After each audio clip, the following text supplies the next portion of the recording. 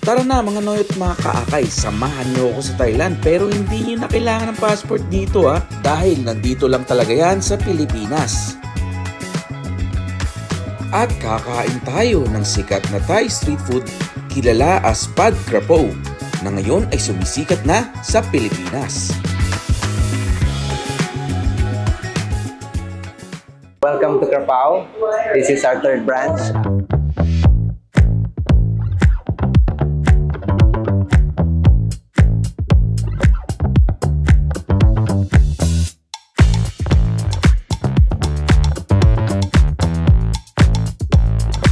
Ako si Reggie Prospero, aka known as the Krapao Guy. Krapao is Thai street food na nagsimula way back middle of pandemic. Binuksan namin yung unang restaurant sa Makati, Poblacion. Pero bago nagsimula yun noong 2020, sinimulan ko na rin magtinda online lang sa bahay. Kasi ang duda ko kasi noon, yung market ng Thai food na alam ko, baka hindi kagatin ng Pilipino, di ba? Kasi ang typical na alam natin mga Pilipino, pag sinabing Thai food, Pad Thai, Pandan Chicken, yung mga yun, di ba? Punot dulo kung bakit dinala ko yung Krapao dito sa Pilipinas. Nagtrabaho ako sa Bangkok mga early 2000 for 7 years. Yung stay ko doon ng 7 years, bali, ito yung resulta ng mga kinakain ko araw-araw. Krapao muna. Ano ba ang Krapao? Krapao ay tinatawag nating sa Tagalog, sulasi. Sa English, siya si holy basil. Tapos sa India, siya yung tulsi na ginagamit doon sa mga seremonya sa Ayurveda, mga pang-massage oil. Tapos ginagawa rin, dinadry din siya, ginagawa rin siya tsaa. Sa Bangkok, ang pinakang parang top silog nila, equivalent natin sa Pilipinas, itong Krapao. Dahil ang Krapao kasi, ano siya, parang kahit anong klaseng giniling o kaya seafood or anything, tapos gigisa mo siya dun sa bawang sili, siyempre maanghang, tapos lalagay huli yung Krapao. Yan ang pinakang, kumbaga, top silog nga ng Bangkok. So yung nga, kinagista natin as na Thai food, di ba? Lagi is, alam natin, Pad Thai. Pag pumunta ka doon sa mga high-end na Thai restaurant, andun yung mga curries, andun yung mga steamed fish, mga ganon. Kasi iba-iba rin kasi ang Thai food, di ba? Meron tayong, kumbaga, na tawag na Royal Thai Cuisine, meron tayong Thai restaurant food, meron tayong Thai street food. Diba? Kumbaga sa atin, meron tayong pares, meron tayong tapsilog, meron tayong mga ganon. Sa Bangkok, ang Thai street food, nagkalat yan parang sa atin sa Binondo, sa Chinatown, sa bawat kanto sa Sukhumvit sa Bangkok. Iba-iba yan. May mga area, puro Pad Krapao lang tinitinda nila. Tapos may area, puro mga noodle soup. Yung mga yun, mga noodle soup, ganyan. Mga beef stew, yung parang patatim, yun, sikat din yan doon. Mga stir-fried noodles. Tapos meron din mga lugar na talagang puro Pad Thai lang ang tinda. Ang Pad Thai kasi popular siya sa turista. Pero pag tinanong mo ang local na mga Thai, yung mga usual na kinakain nila, laging Krapao. Din yan. Ang kinaiba ngayon natin sa mga regular Thai restaurants natin dito is ang pinofocus ko kasi yung mga mga naging paborito kong kainin noon nung nasa Bangkok ako. Street food nga. Kasi wala tayong mga alam mo yung mga restaurant na fancy plating, yung mga vegetable carving, mga ganun. Doon na yun sa mga high-end. Ang setting ng street food, papasok natin sa casual seating. Tapos, ma-enjoy ng lahat.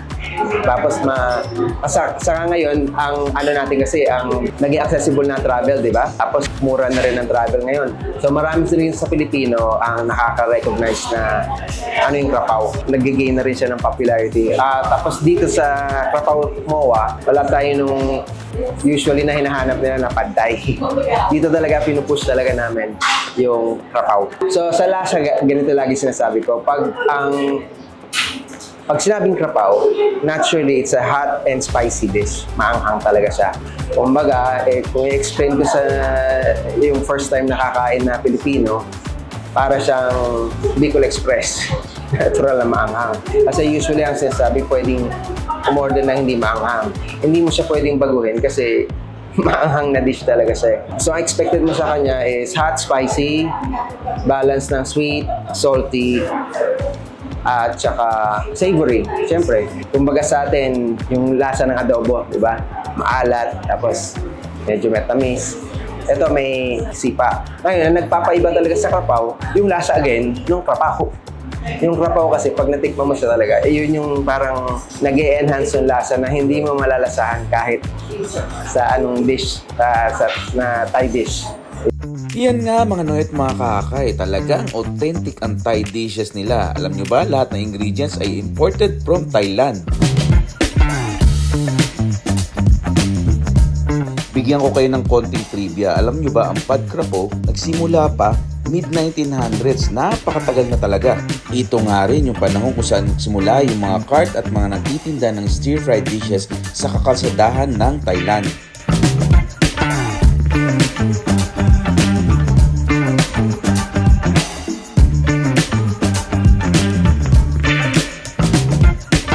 Yan, napag-utusan na naman tayo ni Kuya Dex ngayong araw. Dito tayo sa Krapaw, dito sa Pasay City. Natin yung kanilang Thai dishes tulad nito. Yan ang pinakasikat. Pangalan pala ng restaurant, alam mo ngayon na agad yung specialty nila, no? Krapaw. Tikman natin. Tikman natin yung itlog. Sagin na natin. Oh, wow! Sabi ni Sir, di daw pwedeng hindi maangang to eh.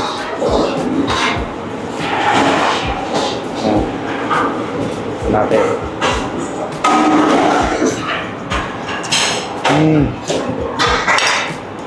Kapka. Medyo mild lang yung lasa niya. Mas masama mo rin yung Thai basil. Kasi ito kasi ginilig. Pork yan. Pero pwede daw yan kahit anong karne gamitin nyo. Pwedeng seafood din. Ganun.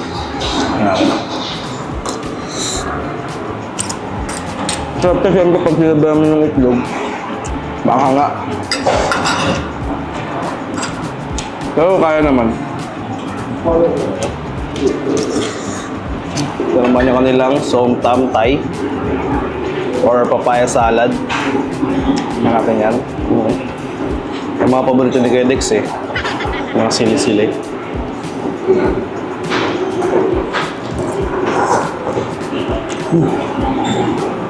Kasama mo yung lime, syempre catchy pa yung papaya. Nasa ano siya, maasim na side siya ng salad. Langhang! Ito naman yung kanilang cow pad mokrob. Basically fried rice, meron siya dito yung famous nilang fried pork na parang pinaputok yung balat. Marapin yan.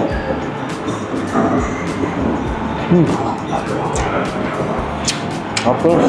Lasang-lasa mo yung ano, yung wok hay sa fried rice. Medyo smoky siya. Tapos yung pork, sakto-sakto nagko-complement dun sa kanin. Ito naman yung kanilang pad pak bong mokrob. Yung mokrob pala, ito pala yung pork mismo. Yan, yan yung pork. Ito natin sa may gulay. Dami. Yan. Natin.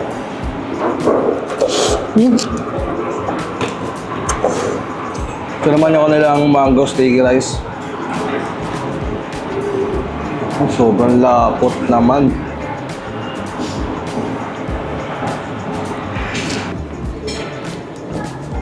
Yan. Ito naman yung kanilang pad kimao kung. Yan, last bite na natin to.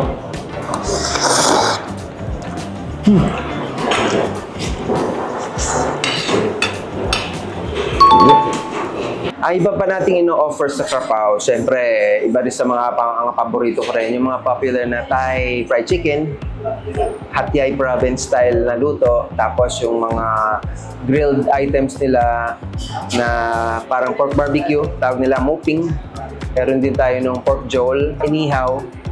Meron din tayo mga salad na popular din sa Thailand, yung som tam, papaya salad. Meron din tayo ng mga noodle dishes na popular naman sa Chinatown ng Bangkok. Yung mga pad see ew, Meron tayo ng kwetiao kuwagay, mga stir-fried na toasted noodles. At syempre, yung ever popular na dessert ng Thailand, mango sticky rice. Dito sa natin, sa setup natin dito, makikita nyo mamaya, meron tayong mga baboy dyan na nakahilera. Yan yung tinatawag nila sa Thailand na mu krob. Yan yung crispy pork nila. Hindi natin siya i-compare kasi sa lechong kawali kasi hindi naman siya dinidip fry ng lechong kawali. So, parang mas malapit siya sa bagnet. No, ang proseso niya kasi iba eh. Original na paggawa niya, binibilad niya sa araw, papakuluan yung balat ng saglit, tapos lalagyan ng aromatics, tapos ibibilad sa araw, papatuyuin, tapos babantuan ng mantika para lumobo yung balat. Ang ginagawa natin dyan, main ingredient siya sa mga iba-ibang dishes. No, sa Bangkok kasi pag pumunta ka sa may mga shop sila doon na puro ganyan lang tinda. Tapos bibili mo sa a la carte. Parang lechong kawali lang naka-chop. Tapos meron silang ino-offer, nilalagay nila sa soup. Parang molo soup, parang gano'n.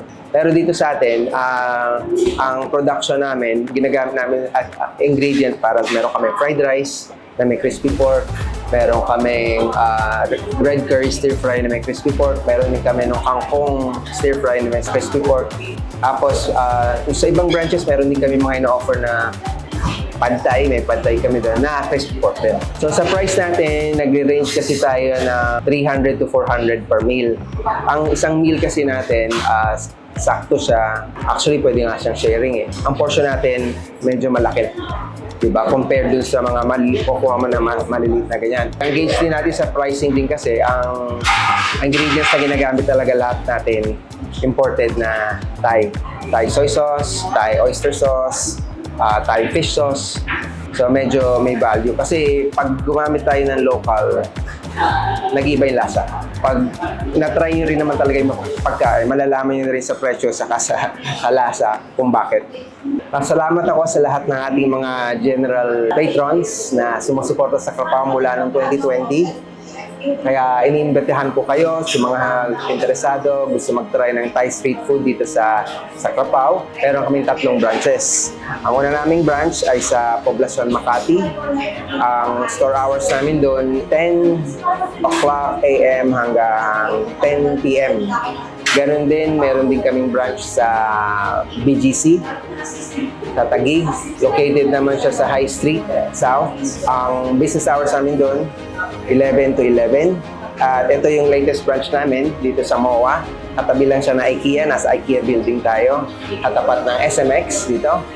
Ang store hours namin dito ay mula 10 in the morning hanggang 10 in the evening. Ini-invite ko lalo yung mga taga Parañaque, taga Cavite, at taga Pasay. Punta na kayo dito sa Krapao.